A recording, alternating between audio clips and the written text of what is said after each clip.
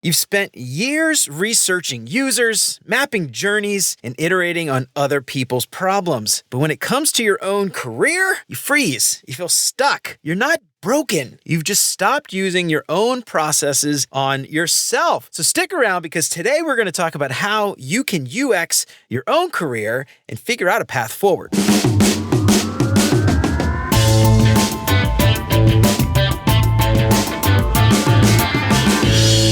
What's up, UX fam? How's your mom and them? Welcome to another episode of Beyond UX Design. I'm Jeremy. If you're new here, welcome. I am super stoked to have you. How often do you stare at a blank Figma canvas, unsure where to start? This episode is brought to you by Mobbin, the ultimate UI and UX design inspiration library. Mobbin gives you instant access to over 400,000 beautifully designed UI and user flows from apps you love, and content is added weekly, so you never have to start from scratch again. Quickly find exactly what you need. Search by app category, UI patterns, or even specific features. My team and I use Mobbin daily at work to find useful patterns, and it helps my team work much more efficiently. And honestly, I can't imagine kicking off a new feature without Mobbin. So you ready to level up your design process? Visit mobbin.com/beyondux to get 20% off Mobbin Pro and never run out of inspiration again. And if you haven't done already, please consider subscribing to the show wherever you listen to podcasts. If you are regular here, you feel like you're getting something out of the show, I would really appreciate you leaving a 5-star review. That'll help me out so much more than you can imagine. As always, thanks so much to Chris, Siraquan, Stacy, Radu, Megan, Andrew, John, Mark, Kevin, Jason, Michelle, Marty, Tino, Adina, and Zoe for all their support. And if you want to join these fine folks and many others and help keep the show independent and ad-free, you'll get exclusive access to the entire video library of episodes, including episodes before they're even released.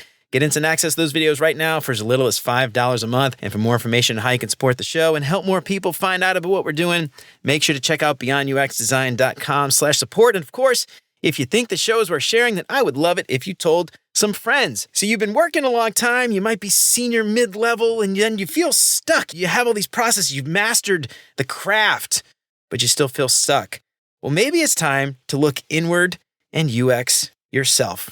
How often do we do that? Probably not enough. I think we should do it more. So I am so excited to have the one and only Sarah Doody on the show today. We're going to talk all about how to take those things that we already do every day at work, probably pretty damn well, and use them on ourselves in our own career. Sarah Doody is a UX researcher, product designer, and UX career coach who founded the Career Strategy Lab. She helps companies and teams understand the people and purpose behind the products that they create. Since 2004, Sarah has leveraged the power of UX research, product design, and storytelling to help teams build the right products and features the first time, reducing the costly risk of rework. And in 2017, she expanded her impact into UX career coaching and launched the Career Strategy Lab, a UX job search accelerator that helps UX and product professionals secure 5-figure salary increases and thrive once they're hired. Sarah, I am so excited to have you on the show. Honored to have you here, actually. Welcome to Beyond UX Design. How's it going? I'm great. It's Thursday. Thanks for having me, Jeremy.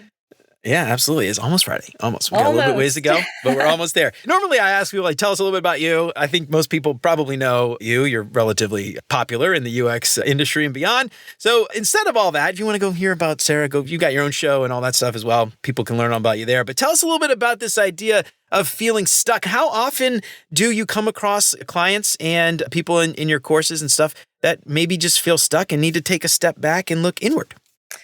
Yeah, great question. And it goes to the origin story of how I pivoted my own career completely unexpectedly into this world of UX career coaching. And if we rewind back to 2017, my inbox was just inundated with emails, LinkedIn messages, Twitter messages, etc., of people telling me just this. They're stuck in their job search, primarily with their portfolio, right?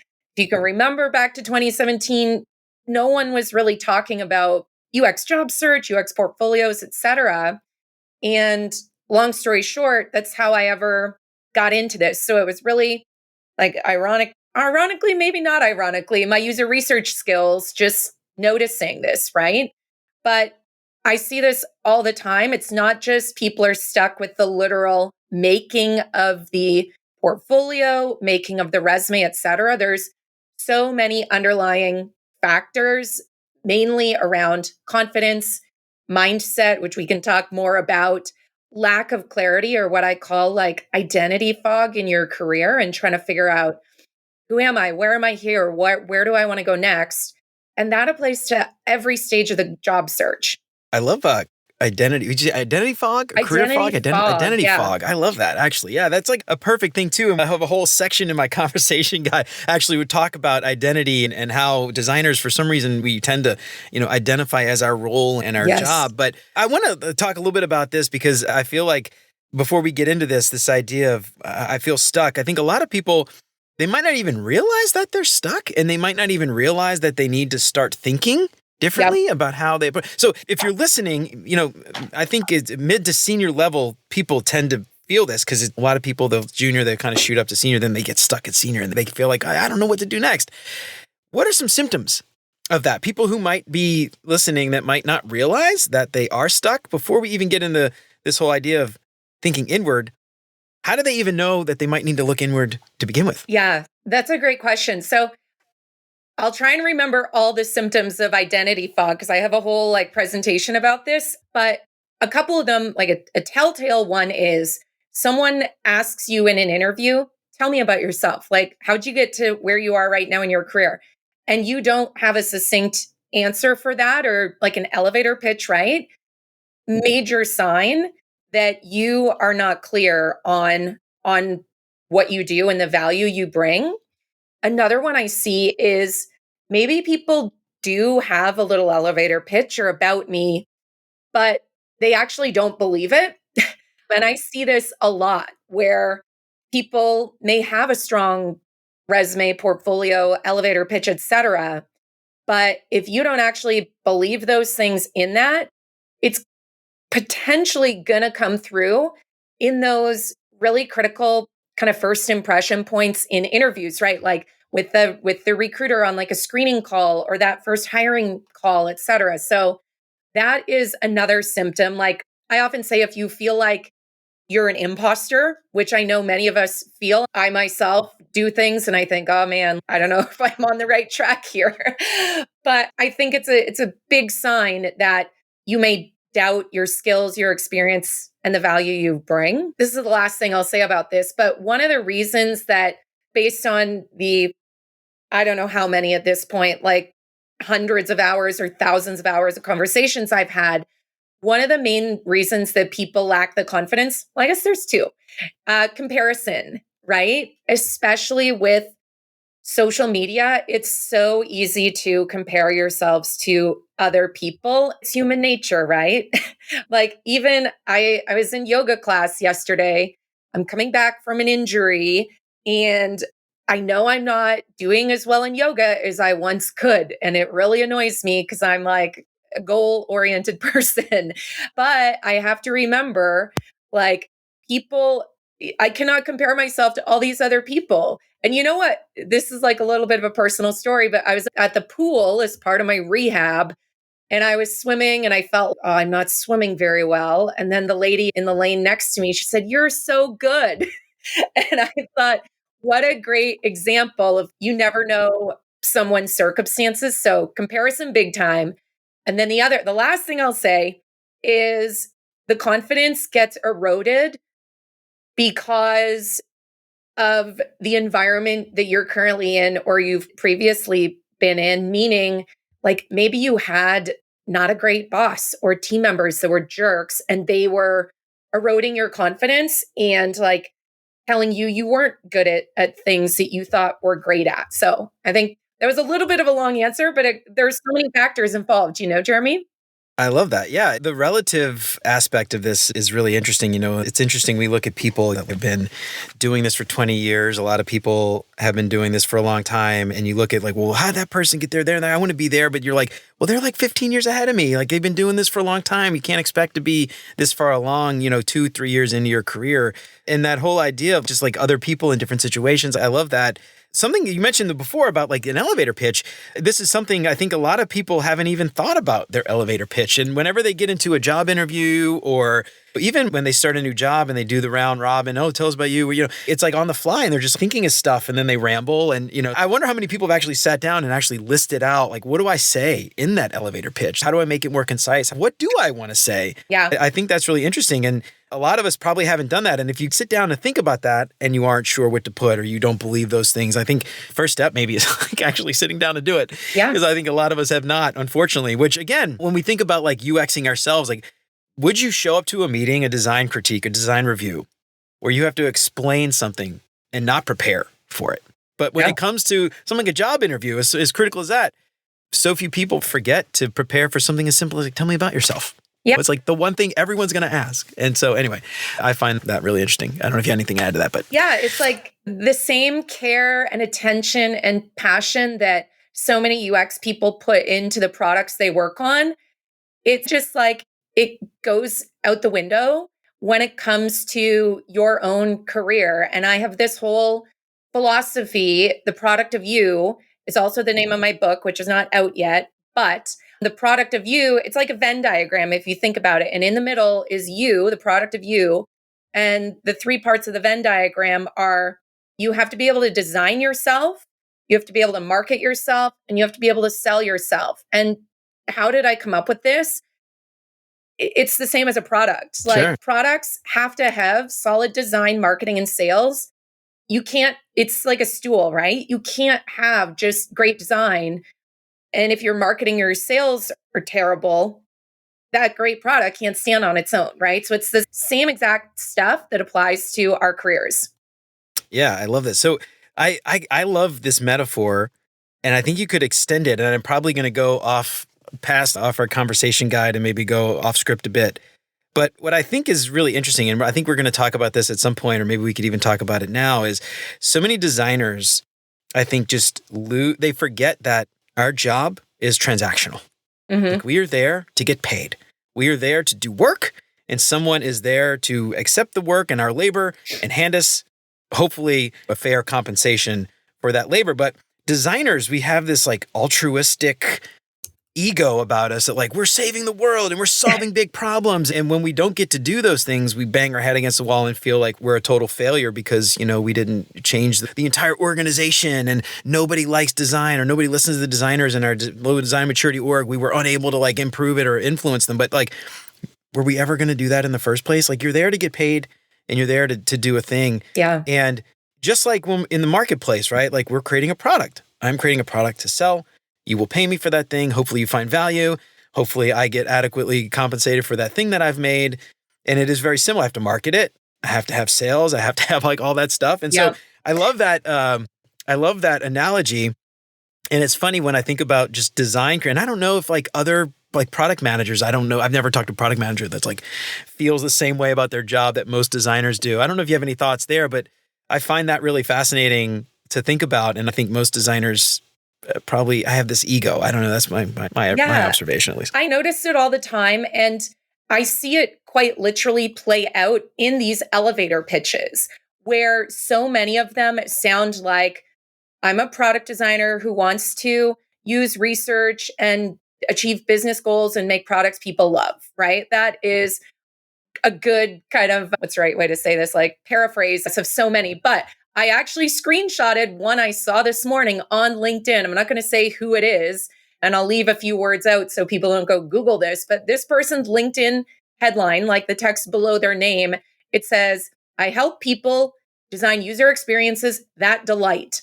And I thought, well, that's nice. But what I may do with this example is do a LinkedIn post and say, no recruiter or hiring manager is sitting there typing in product designer that creates delightful products. And once I saw one and this person's LinkedIn profile said, I think they were a user researcher or something. It said, I'm a user researcher, passionate about, insights. And I also love milkshakes, football, and Jesus. And I was like, no, this is a waste of precious real estate on your LinkedIn. You made me think of something, and now I forget. It tied in so well to what you said, though. But there's just one example of where I see this play out. And I think it's like when you were in college or high school and you had to write an essay. And if you skip that step of coming up with a solid thesis, you've written a book. So you can imagine if you just started writing without the anchor of a thesis for your book, How is that going to go? And the same applies to our careers. And the same applies to products, right? Products without roadmaps, it's like a chicken with its head cut off. And I think you said this, but like teams that don't have roadmaps get stuck in this labor and time intensive rework process. And that is why UX professionals are redoing their portfolio 5, 10 times and applying to 400 jobs. And I'm not exaggerating in interviews. It's because they're stuck and they don't have a thesis. Yeah, I love that. It's interesting. You mentioned the lack of a vision and a roadmap. Ironically, this is where a lot of designers feel like, oh, I want a seat at the table. I want to help with strategy. I want to help with vision. And a lot of these same people are the ones that are not getting that seat at the table because they aren't doing those things and applying them to their own. Having a thesis for your own, I love that, a thesis for your own career. So I want to talk a little bit about this idea of applying our own process, our own UX process to our own career. What does that look like in a practical sense from your perspective? Yeah. So if we think back to that Venn diagram with the circles of design, marketing, and sales, that design part, that's step number one. And if you think of what we do when we're designing products, it starts with research. And so one of the things that I do with my career coaching clients, we divide it into sprints. And our first sprint is all about creating your career roadmap.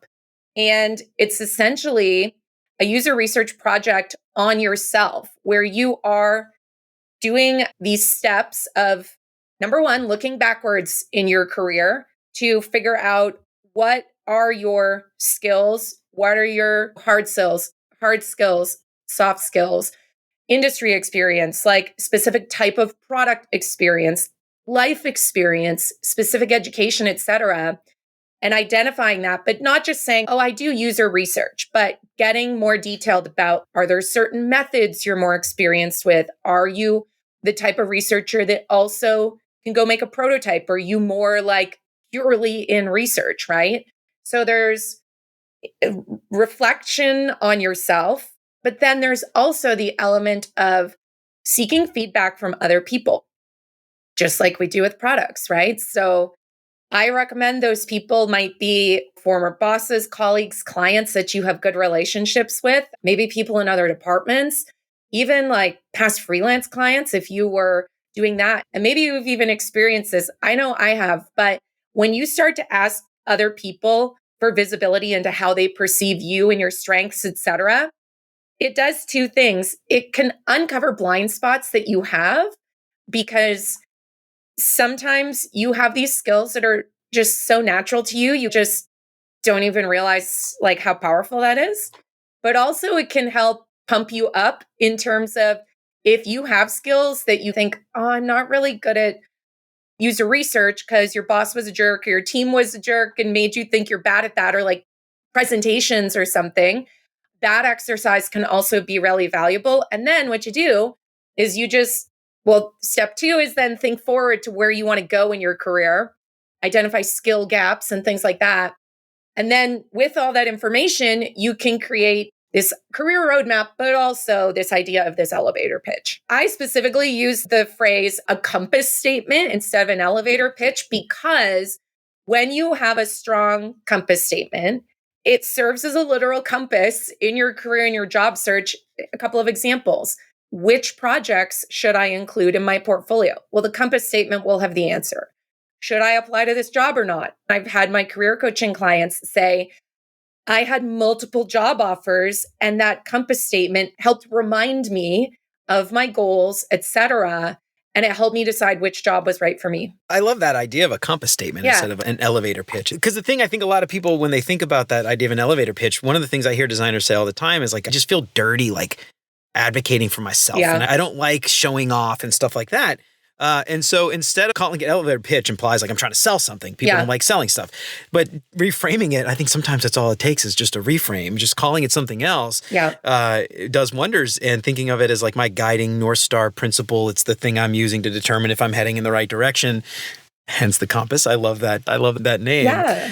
But I love this idea too of like UXing yourself and your job search. And when I think about that, there's just so many parallels to our work every day.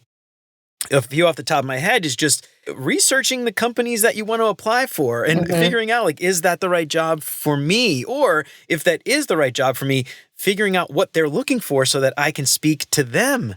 Because who's the audience of my portfolio? It's not other designers. It's the hiring managers and the recruiters where I want to work, not even everywhere. Because something that this is, again, maybe the most important takeaway, I think, for me when it comes to UXing yourself is the critical thought that we often lose when it comes to our own job search or our own career. And what I mean by that is there's a million experts online, right? You and I would consider you and me both, like, we're posting stuff online all the time. Yeah. There's a million experts and we all have opinions and thoughts, not even opinions, maybe just empirical evidence that based on our own experience that backs up our own advice. Yep. But it could be completely different. So in that case, right, if my advice is backed up by my own experience, your advice is backed up by your own experience, and 1,000 other people are also, assuming good intent and they're not just making stuff up, backed up by their own experience, that advice might not apply to you, right? And so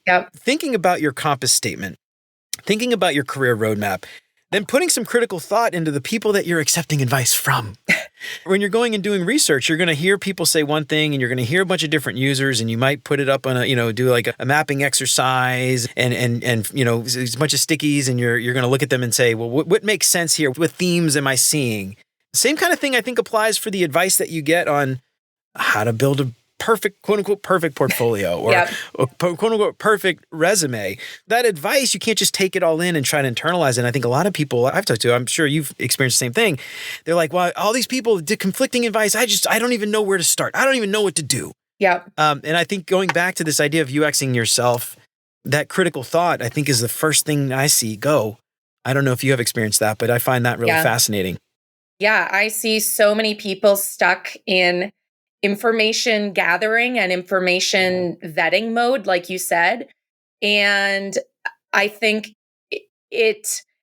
when we're creating products, one thing that really stood out to me is just how easily teams waste time and money by continuing to produce output without thinking of the quality of that output. And I think the reason this happens is because when you have something to show for the time you spent working on your resume or portfolio, you feel like you've made progress.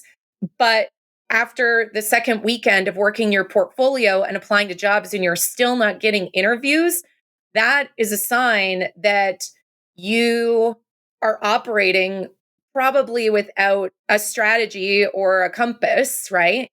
And also, you're just like at this buffet of information from the internet, and it's like when you design a product and you've probably had this experience where people are like, well, Apple did this and Google did this, and we should take this pattern and like piece it all together.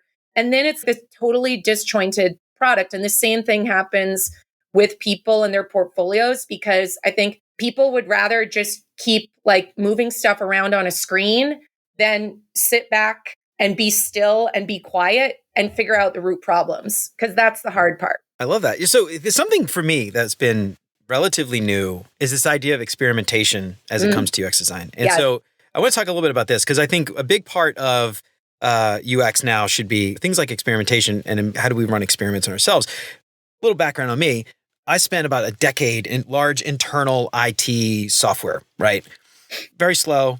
Not a lot of experimentation. I mean, it's like, how do we improve time on task? How do we make our employees more efficient? Things like that. But just about a year ago, I started at a commercial company now doing more like B2C type stuff. And we've been dabbling a lot more with what I would maybe consider growth design, which is like, we've got an opportunity. We've got this canvas on maybe our sales site or something. How do we convert?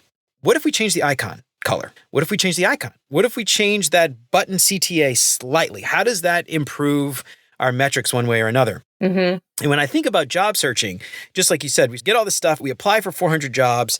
One, we aren't really experimenting and trying new things. But two, I don't even think people are setting these things up to be experiments to say what I did was or was not useful. Yeah. And so I want to talk a little bit about this idea of experimentation. How can we as designers take maybe it's part of job hunting, but maybe even just part of our career growth in general. How can we take that idea of like growth design, experimenting, and apply that as part of our UXing ourself process? Yeah. I want to just go back to that example you gave of you guys trying to change the icon and change this and change that. And I think I love experiments. Like I always have experiments running. They're not always like the most statistically correct. They're my just quick and dirty experiments that work for me because I'm in charge. So I'm okay with the level of detail. But one thing I think that people sometimes get wrong with experiments is getting, like, for your example, it sounds like there was a bit of a hyper focus on the icon and the text on the icon and this and that. But what if the solution was not in that interface, but what if you sent some emails that educated people on the benefits of whatever feature you're trying to get them to use, right? So I think it's an important exercise of being able to, well, like product development, like being able to zoom in and zoom out, not just once in this nice little double diamond converge diverge stuff, but constantly be zooming in and zooming out because the solution might be in a different part of the product or in a different part of your resume, portfolio, the emails you're sending, et cetera. So I'll pause there before I answer the other question. I love that because, like, at some point I want to get into, and I want to hear the rest of what you have to say, but like tracking those experiments to say, like, is this actually effective?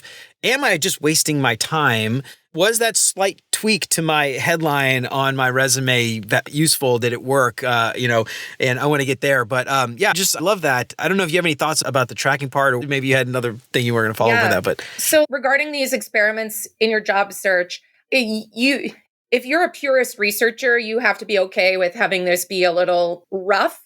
But I would say one of the things I see people not doing is tailoring their resume and tailoring their portfolio for the jobs they're applying to. And the pushback, because I hear it all the time, is that's not fair. We shouldn't have to do this. It takes up so much time, et cetera. And my stance on tailoring is we're not saying spend 20 hours making a new resume for everything and a new portfolio for every job you apply to. It's small little parts of it that you could tweak. So with that elevator pitch, compass statement, it may be a paragraph long, but you also need to be able to have the one sentence version of it that goes at the top of your resume, for example. So that is a really easy thing to tailor based on the job you're applying to. And I would say to people, if you're applying to jobs and your resume does not have a one sentence summary of who you are at the top, add that. And then apply and see what happens. That would be a good experiment. Another experiment with portfolio and tailoring your portfolio. Of course, you can tailor that elevator pitch about me slide in your portfolio. This is easier when your portfolio is a presentation, which I don't advocate for people to spend time and energy and money making a website if they're in a job search right now.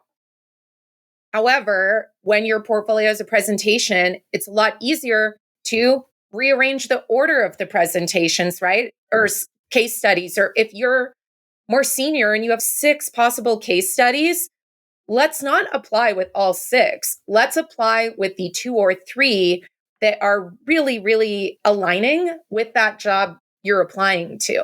And then I would say, see what happens. There's so many other experiments. People could do one easy one for LinkedIn, because I'm noticing this phenomenon now with my career coaching clients where some of them are not even needing to necessarily have a job search because jobs are coming to them. And how do jobs come to them?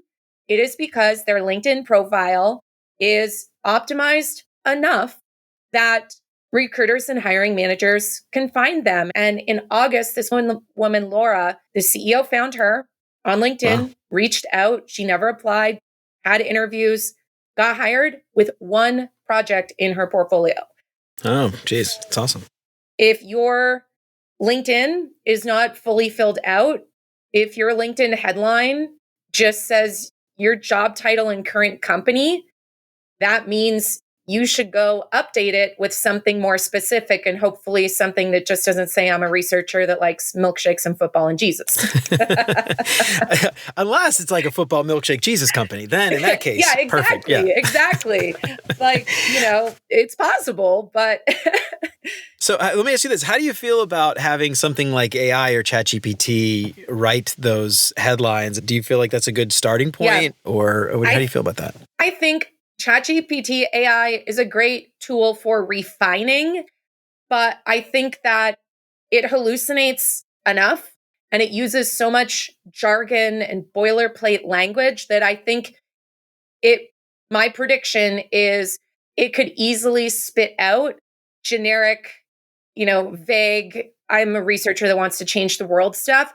Why? Because the internet is filled with so many UX portfolio websites that say that. A couple of years ago, I did a Google search for, in quotations, like UX designer, and then quotations, products that change the world. And it was like pages of portfolio websites that all use that same phrasing. So we have to get away from this boilerplate way that we talk about ourselves. Yeah. So just like anything else, I think with ChatGPT, use it, maybe brainstorm, but for the love of God, don't copy paste. No. So I want to talk about something else as it relates to UXing ourselves. And that is, we talked about the idea of running experiments, but there's also this idea of metrics. So, knowing whether or not what we're doing is working towards that metric up or down, and if we're getting better or worse. So I'm curious as far as metrics go. I could think of a bunch off the top of my head, but I'm curious if you have any sort of generic metrics, or maybe it's just individualized, but metrics that people should be thinking about to know if they're on the right track or not as they're running these experiments. Yeah. Yeah. The first metric I want to know for any job seeker is how many jobs have you applied to and how many interviews have you been invited to? And what's your application to interview conversion rate? Because I have so many emails and so many form responses of people literally saying 400 jobs. I applied to 400. I applied to 200. I applied to 100. And I have not had a single interview. And I often try and think of myself as the product manager for the job search of UX people and product people. When you think of a product manager, I use this analogy sometimes, but let's say you're a startup and you're in beta and you launch your beta sign up or beta version or something, and 0 people sign up for the beta. The product manager, and a month goes by, right? The product manager isn't just going to be like, well, let's leave it for another month and let's spend more money on advertising and marketing to see if we get more signups, right? That product manager is going to be like, what the heck is going on? We need to figure out why 5,000 people a day are hitting the webpage and 0 are signing up. And the same applies to your job search. And I don't have an exact number, but just as a gut, I would say, even if you apply to 50 jobs, that is a yellow flag that something is not working in, I would say, the combination of your LinkedIn resume and portfolio, because those are like the first impression points. And I say we have to look at all 3 of them because every person vetting candidates is a human. They don't all follow the exact same process. Some start with portfolio, some start with LinkedIn, some start with resume. So you have to give all 3 of those equal attention. I love that last call out. People often assume, or I guess, I don't know if people assume this, or maybe it's just the advice that's given is hiring managers want to see A, B, and C. Recruiters want to see X, Y, and Z. Yep. And it's just not true. You could generalize for sure, but these are humans, and recruiters are not monolithic, and they all have individual perspectives, and some believe this, some believe that, some believe any combination in between. And so again, part of your research though, like finding out the companies and the people that work there, what does this team that's hiring, what is that hiring manager on that team I really want to work for? What are they looking for? Yeah. And I think that's really important. That's a very good call out. The thing I'm actually kind of curious about is when we think about metrics and tracking different things, and I've talked to recruiters who say this is not true, and I believe them, but there's maybe the misconception out there that ATS bots, the AI is rejecting me before anyone ever sees anything. Mm-hmm.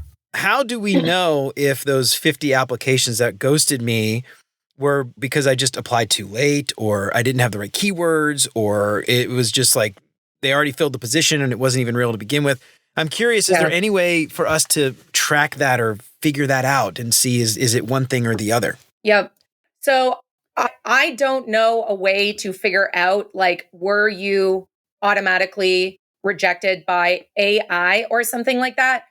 Like regarding trying to find out if you've applied to 50 jobs and not had an interview, did you get stuck in the ATS is kind of the question we're trying to answer. And the my opinion is the only way you could truly find out is if you ask. And I know that so many candidates say, I ask for feedback and I don't get feedback, right? I follow up and I get ghosted. And in episode 143 of my podcast, the Career Strategy Podcast, I interviewed a VP of people at this fintech company called Narmi. And we got into this. And she used an example from her own job search where she essentially said, the likelihood that someone will provide feedback is really dependent on how you ask for feedback. And I don't remember the exact phrasing, but she gives an example in that episode of exact phrasing of how she herself followed up after an interview or applying to a job. And the key here is don't just reply or email and say, can you give me some feedback? You have to be more specific. So I'm going to make this up on the fly, but let's say you got to an interview and you didn't move along in the process. You could, instead of saying, can you give me some feedback? Better way to say that would be like, could you let me know what things about my experience did not align with what you're looking for? That is a lot more specific. And in life in general, the more specific question you ask, the easier it is for someone to reply. It's don't make me think, right?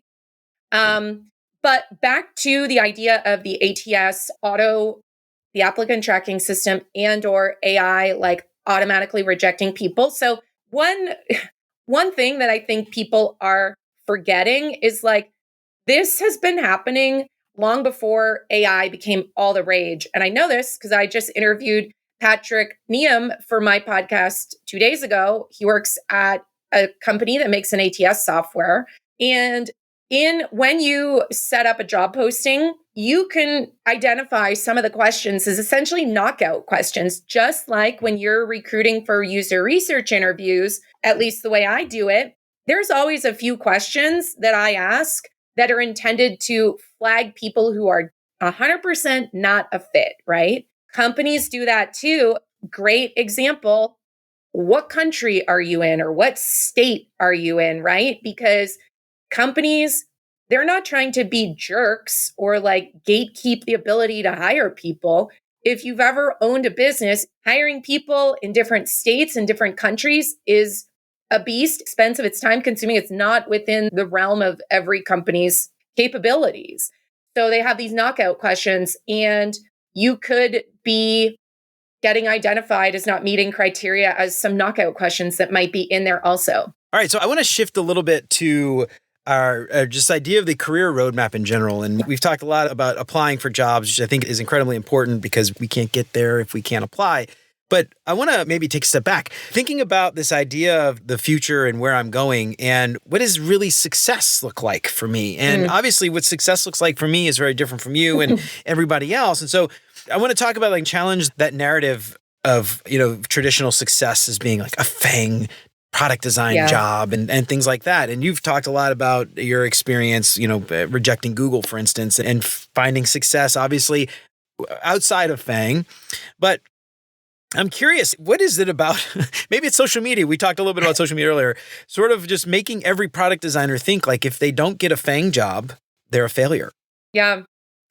I don't know where that came from. I think it's just, maybe it's the comparison syndrome that is out there so prevalently, especially with social media.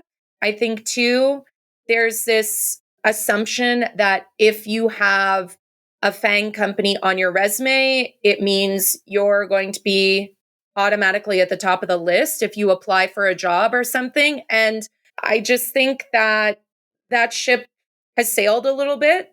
Could it be beneficial in a job search? Maybe, but I don't think it's just an automatic ticket to getting hired really quickly. So I think people just need to be really careful and mindful about this because I think it just creates a lot of pressure. And then you may get hired at one of those companies, but maybe 6 months in, you're like, this is not what I thought it was going to be. And then you're either stuck because you want to stay and earn like bonuses or whatever. It's kind of the golden handcuffs, right? I've talked to a ton of designers. To be fair, I've talked to a lot of designers who love working at FANGs and would never trade it for the world. Yep. I've also talked to a lot of them, probably more of them than most I've said. I've talked that actually liked it, that were so stressed out, like crying on their lunch breaks and stuff because they just couldn't deal with the way people treated them, the politics of it all. For when I talk about like politics, like a lot as, sort of a necessary thing at big organizations, I'm talking about Game of Thrones type politics where, it's literally like, I'm going to get a promotion and you're not, I'm going to stab you in the back and do whatever I can to make sure you get fired. Yeah. Like that kind of stuff happened quite a bit. And not to say that that is only at a FANG company, but I've heard so many horror stories about that. And I think this goes back to what we talked about, like the compass and your career roadmap. What are you looking for in your career? Yeah. And this again goes back to that idea of my job is there to get me paid so that I can do the things that I enjoy doing. Yep. And so I don't know, maybe we could talk a little bit about that too, because when we think about success and this idea that FANG is the only way to success, maybe looking back at this and saying like, how does one even start to write that roadmap? And obviously it's a personal thing, but I'm curious what type of advice you like to give so that people can decide like maybe FANG is right for me or maybe FANG is not the right thing for me. What advice do you have for people who are looking to figure that out? Yeah, I love this question. And so before you create a product roadmap for your career or this idea of a career roadmap, I also think it's really valuable to create like a life roadmap. And this is not something we do in my career coaching program, like per se. It's more part of my book. But I really recommend, at least in the book, like before you start thinking about that career roadmap, let's focus on your life roadmap because our jobs impact how much time we have, how much money we have, how much flexibility we have, impact our mood, our relationships, like so much. And so I think if you can create this concept of a life roadmap, really you could just think of it as like some deal breaker criteria that you want to either avoid or achieve in your life type thing. So maybe for some people, it's like, I want to be able to drop my kids off at school every morning and be available to like coach the soccer team, right? Someone else might be like, I want to be able to retire by the time I'm 50. Someone else might think, I need to be able to work from home because of XYZ reasons. And so when you just spend a little bit of time getting clearer on what you want your life to look like, and I know that can be ambiguous. So maybe think about it in terms of what would an ideal week in my life look like? That's going to help you start to identify some things that you would then want to look for in whatever job you get next. And I will caveat all that and say, like, I don't want people to think like, doesn't she know that everyone has bills to pay? Of course, sometimes we will not have the luxury to go back and make decisions based on if we want to be able to coach the soccer team, right? Obviously. But I really encourage you to think about that at some point because it can really help inform decisions you make in your career. Yeah, I interviewed a guy named Trevor Alexander a while ago, and he wrote a book called An Ugly Design Career. And it's all about basically realizing that like you don't have to have this perfect FANG job to have a successful career. And he does a lot of coaching too. And one of the things he always asks his clients, which I think I love this, is what does a perfect day look like for you?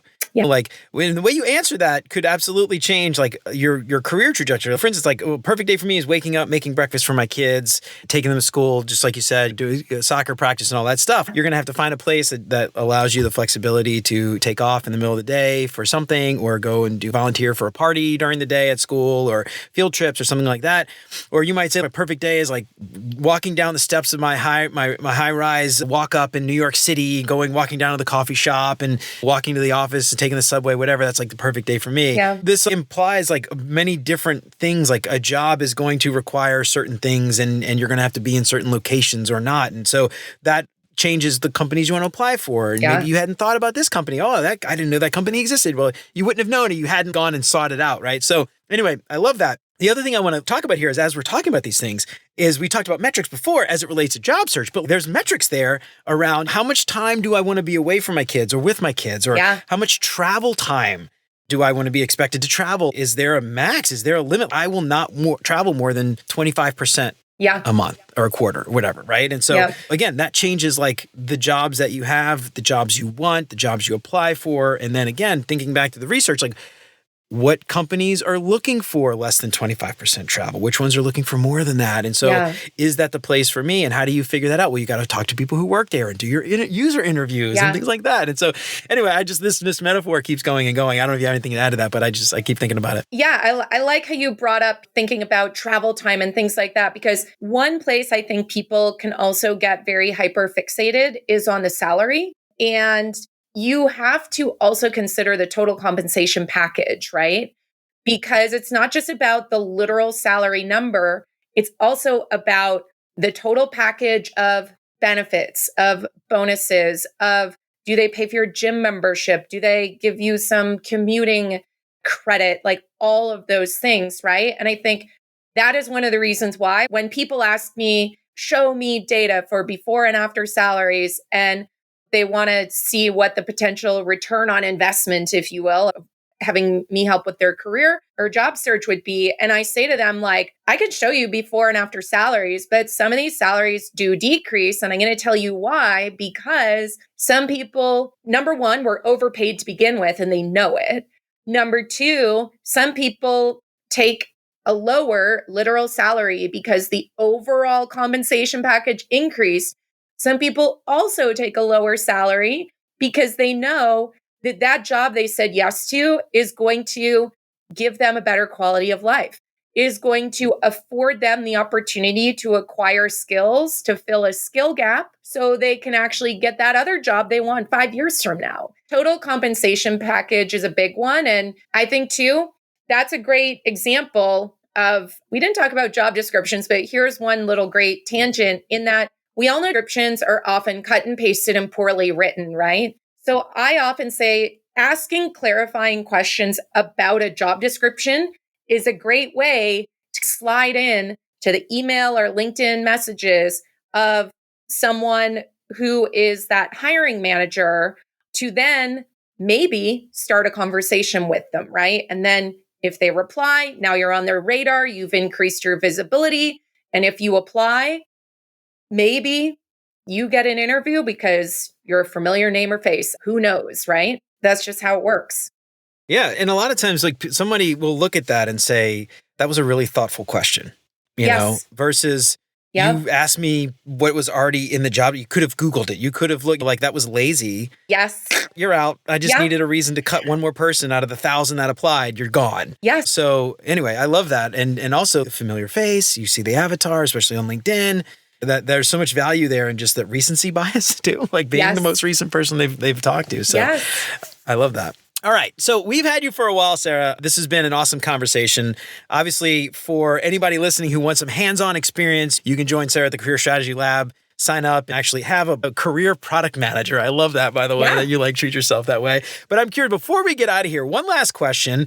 You've probably talked to thousands of people, hundreds of people, probably thousands, and people still don't take this advice and still continue to just apply to 500 jobs, or they continue to just wait until their end of year review to ask for a promotion when it's already too late. What is like one just final advice that you would give people who like, you know, are not going to listen? What is that one thing that you want to just stress to hopefully get them to change their behavior? Okay. I'll give, can I give two? Yeah. Well, it's my show. I do what I want. Do two. One of them is more like at a macro level in that you need to be documenting your work on an ongoing basis. You don't want to be laid off 6 months from now and have a portfolio you haven't touched in 4 years or 4 months even. And I'm not saying you need to have a perfect case study for every single thing you do. Do you in terms of how you document this? If you want to write it in a Moleskine notebook, if you want to make a spreadsheet, if you want to make a Google Doc,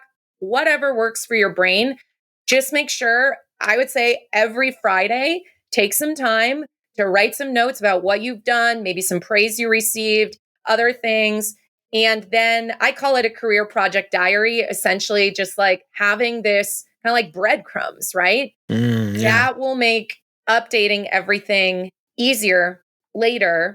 The other really practical tip I have, and the mistake I see people make all of the time, is in their portfolio lacking hierarchy. And it blows my mind because to me, I think hierarchy is like this basic principle of design that I just think if I look at your portfolio and there's no hierarchy, what kind of interface are you going to make? You can't apply hierarchy to your portfolio.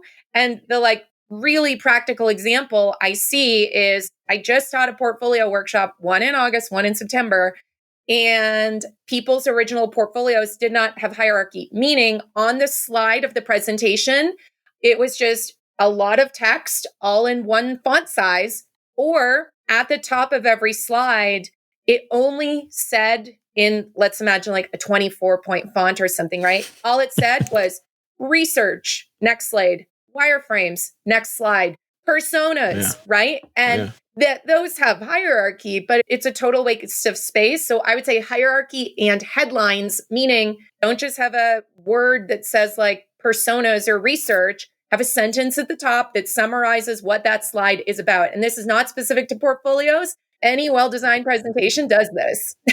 It makes me a little concerned in that I think people are so focused on the trendy stuff like software and animation and AI and all this stuff that we have lost a lot of basic design principles, like pure graphic and design principles.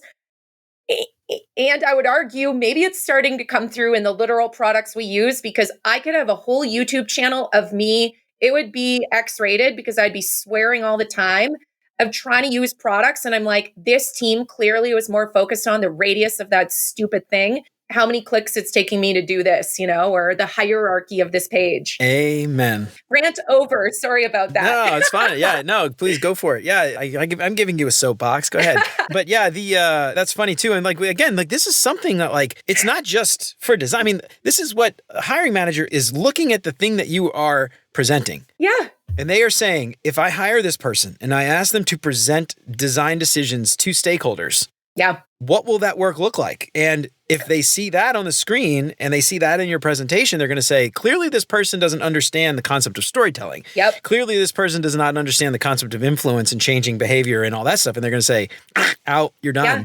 So anyway, I love that. And it's, again, UXing ourselves. Would you actually do that in a presentation? I don't know. Maybe I'm just like too detail oriented or something, but even like an email that you send to someone or a LinkedIn message that you send to someone, if it is 15 lines of text all together in a wall of text and you didn't break it up into like little chunks of little paragraph chunks and stuff, and it's just looks like an encyclopedia. I mean, it annoys me. Maybe it doesn't annoy anyone else, but I just think there's so many opportunities there's so many touch points where you have a chance to make or break someone's first impression about you. And I think partially out of time and self-inflicted pressure and stuff, people are just making mistakes at a lot of these touch points. Personally, I feel like it's human behavior. It's just the way humans behave. But a lot of times we get laid off, for instance, we're stressed out. Yep. Right? We rush, we're worried, we focus on all these other things,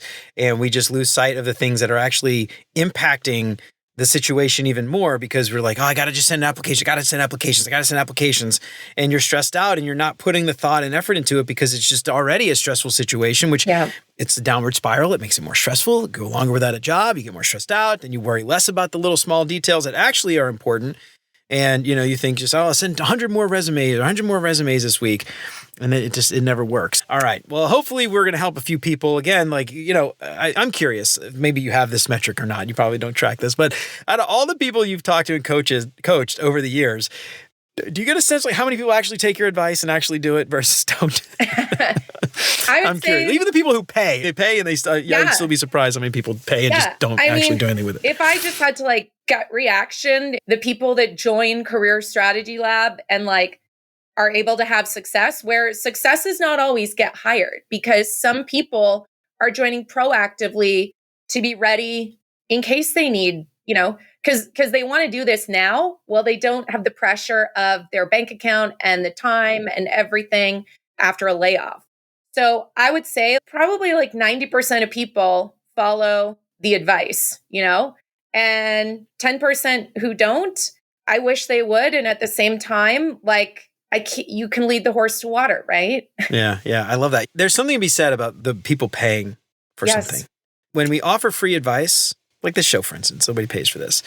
Most people just ignore it. I used to be on ADP list, and not to throw shade at ADP list because I don't think the platform is to blame, but because no one's paying for any of that stuff. I can't tell you how many times I have calls where people would argue with me. And I'm like, you asked me for advice. Like, what is the point of this call? You just wasted both of our time. Yeah. So anyway, that kind of stuff happened all the time with free, but paying for it, I think is different. Hopefully, if you're paying for it, for the love of God, use it. Yeah. And I think people are also pay for the accountability. Not that I'm going to like show up at your house and ask you why you didn't do something, but more the self-accountability. Like I've hired coaches, whether it's for marathons or business, and I just think to myself, I paid for this person's advice.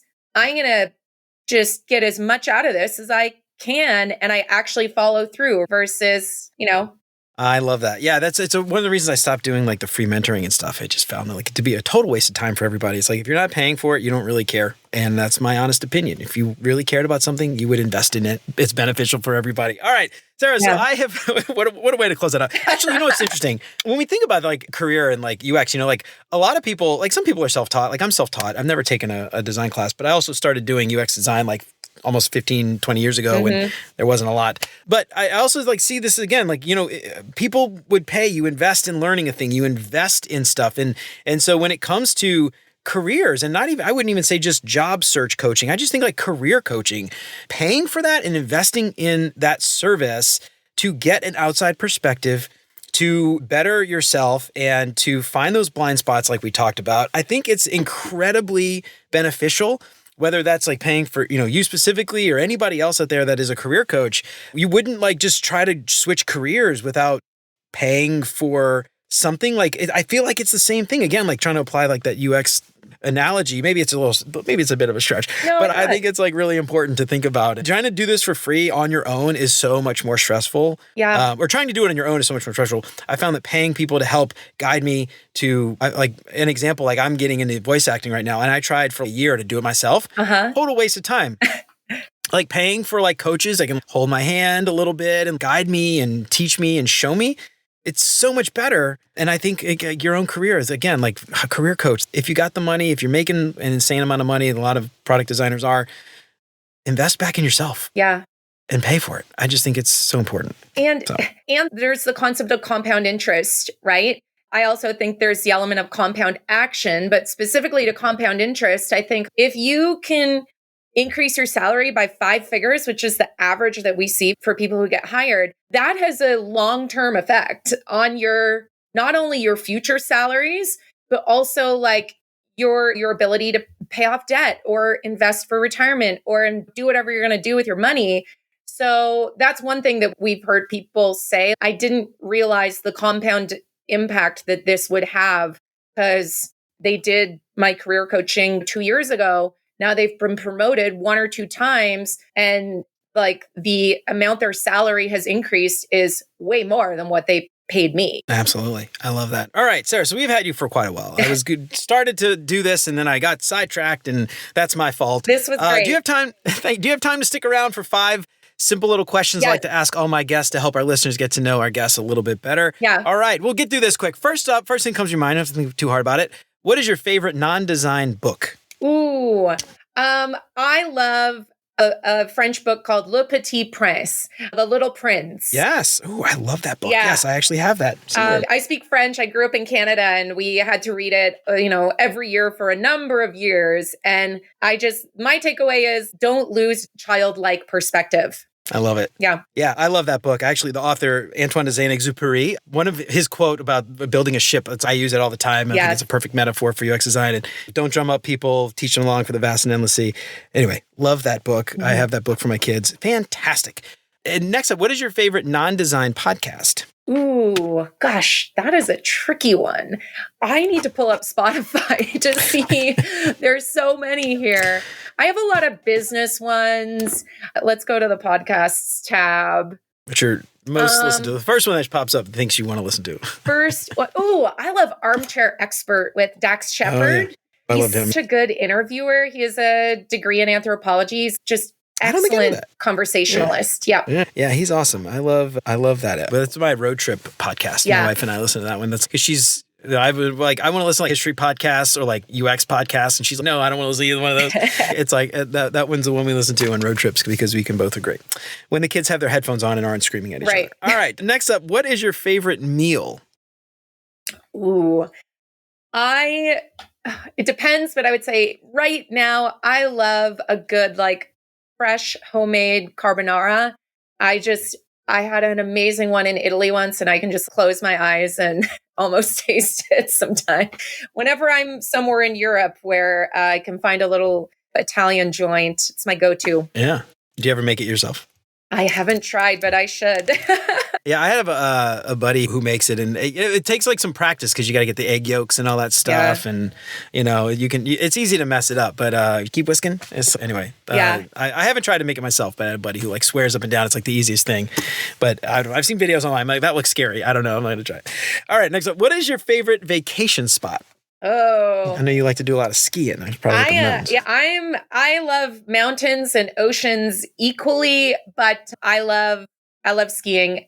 Mountain, preferably an off the grid ski lodge where there's not tons of people and I can just ski infinite powder all day long. I've done a trip like that for a couple of times and it's magical. Yeah. Yeah. How do you find the ski lodge that's like off the beaten path? Do you have like a special tip? It was just friends of friends. Essentially, I fell into this friend group and they've been going to this lodge that's been operating for 50 years in Canada. And someone dropped out and I got invited. And now I'm first on the wait list in case people drop out. I love it. Yeah, hell yeah. It's so much fun. That is awesome. Well, don't share the name. No, we don't want it to. It's top we don't want to ruin it. Yeah, we don't want to ruin it. All right. No. What is your favorite design tool that's not Figma? Last question. I am a really tactile person. I still draw stuff out, whether it's on my iPad or on a notebook, or I have a whiteboard over here in my office. I just find devices are so distracting to me. And I process ideas really well. Literal hand to paper. Yeah, I love that. Yeah, that's a common theme. Whiteboards, pen, paper. Yeah. All that's. I totally agree. I love it. I invested probably way more than I should in an actual pen, like a nice pen, and I carry it around with me everywhere.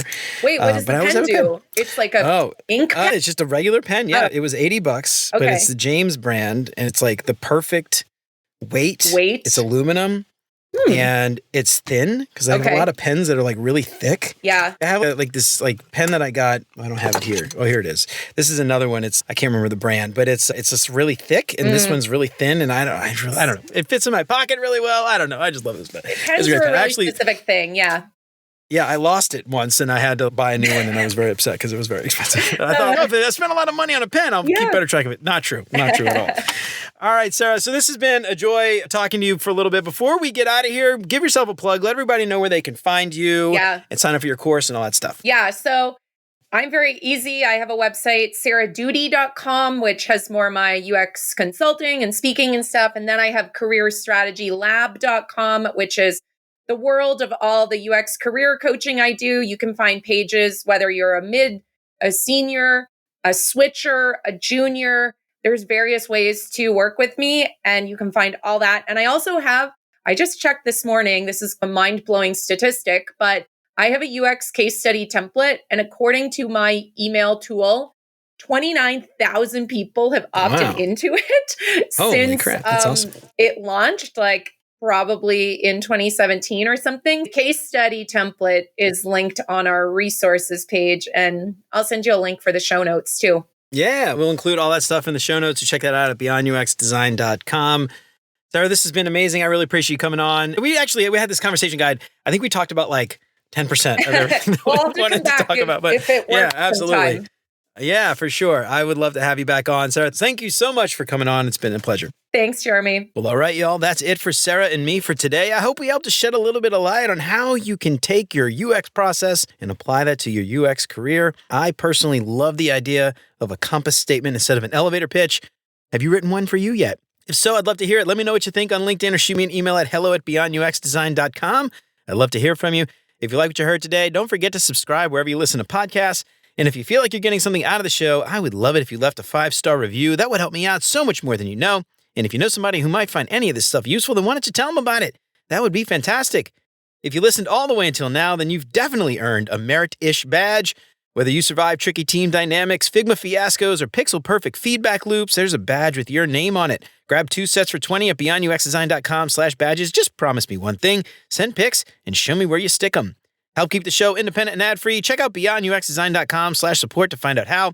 You can join Chris, Siraquan, Stacy, Rodney, Megan, Andrew, John, Mark, Kevin, Jason, Michelle, Marty, Tino, Adina, and Zoe, and many others, and help keep the show independent and ad-free. You'll get exclusive access to the entire video library of episodes, including episodes before they're even released. Get instant access to those video archives right now for as little as $5 a month. And if you're tired of staring at a blank Figma canvas, Mobbin gives you access to over 400,000 beautifully designed UI screens and user flows with a library that grows bigger every week. Kickstart your creativity, streamline your workflow, and level up your design process. Visit mobbin.com/beyondux to get 20% off Mobbin Pro and never run out of inspiration again.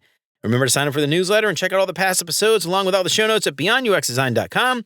I hope you keep coming back for more great UX tips from Beyond UX Design. And until next time, remember, you're more than a designer because there's more to UX and design. I'll see you around. Take care, y'all.